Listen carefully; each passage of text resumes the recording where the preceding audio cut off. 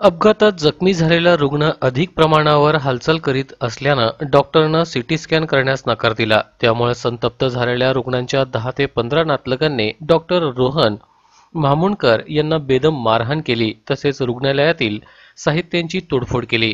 रविवारी रात्री 11:30च्या सुमारास हिरे वैद्यकीय महाविद्यालयात झालेल्या या घटनेत डॉक्टर रोहन यांच्या डोळ्याला गंभीर इजा झाली असून त्यांना पुढील उपचारासाठी मुंबईला पाठवण्यात आले।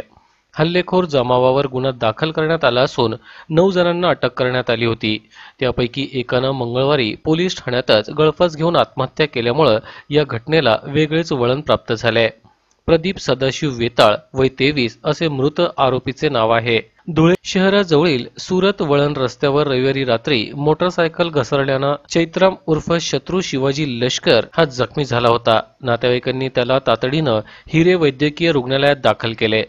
अपघात विभागातील डॉक्टरांनी त्याच्यावर उपचार सुरू केले। डोक्याला मार लागल्यानं त्याचे सीटी स्कॅन करावे अशी मागणी नातेवाईकांनी केली, मात्र रुग्ण जास्त हालचाल करीत असल्यानं सीटी स्कॅन करता येणार नाही असे डॉक्टर म्हामुणकर यांनी सांगितले। त्यावरून नातेवाईक आणि डॉक्टरांमध्ये शाब्दिक वाद झाला। यातूनच संतप्त नातलगांनी डॉक्टर म्हामुणकर यांना बेदम मारहाण केली।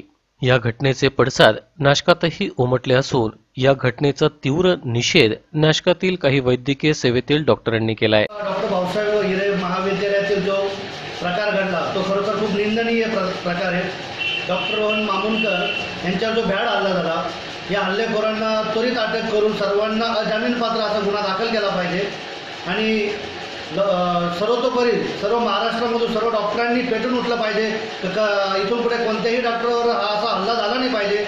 आम्ही सर्व डॉक्टर वैद्यकीय पेशातील सर्व त्यांचे मित्र त्यांच्या पाठीशी उभे आणि इथून पुढे जेवढ्यात लवकर अशा आरोपींना अटक करून त्यांना लवकरात लवकर सजा देण्यात यावी, अन्यथा पूर्ण महाराष्ट्र वैद्यकीय क्षेत्रातील डॉक्टर लोक हे आंदोलन करतील।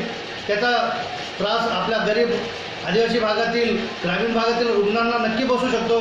शासनाने याचा विचार करावा आणि लवकरात लवकर यांच्यावर चांगली त्वरित कारवाई करून या आरोपींना अटक करून डॉक्टरांना त्या न्याय द्यावा।